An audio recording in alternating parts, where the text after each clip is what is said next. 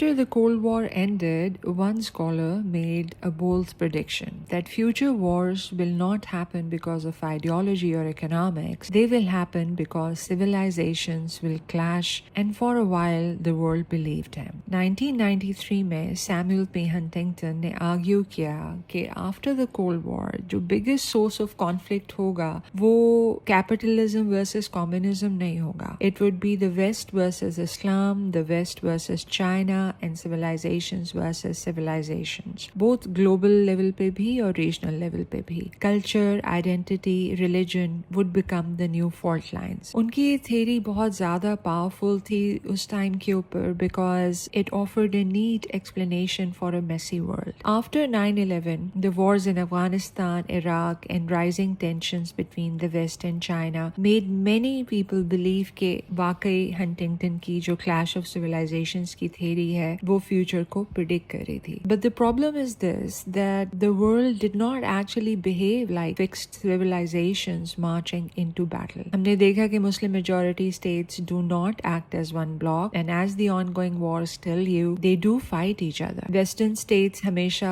एक दूसरे से agree नहीं करती हैं. हमने ये भी देखा कि China rose through global capitalism, not outside it. और Turkey, for example, जो कि एक NATO member है, cooperate करता है West के साथ, लेकिन still pursues independent regional ambitions with China and still belongs to multiple strategic clubs. That is not civilizational unity. That is interest-based state behavior. Huntington's theory failed to predict the future until this point in time because it treated civilizations as coherent actors. Lekin civilizations do not make foreign policy. States make foreign policy. And states respond to power, geography, threat perceptions, regime interest, economic dependence, military capability, and strategic opportunity. Culture matters, identity matters, religion matters. I'm not saying that none of that matters, but they do not explain everything. The deeper problem with Clash of Civilizations is that it turned identity into destiny. It assumed difference naturally produces conflict. Like in international politics में conflict is rarely caused by difference alone. It is caused when difference is organized through power, fear, insecurity, and political strategy. So the theory did not fully stand the test of time because उसने over predict किया cultural conflict को and it under explained strategic cooperation. The world is not divided into civilizations at war. It is divided into states जो अपने interest को pursue करती हैं, sometimes using civilization as language, sometimes as justification, and sometimes as propaganda. लेकिन civilizations don't clash by themselves. Political projects make them clash.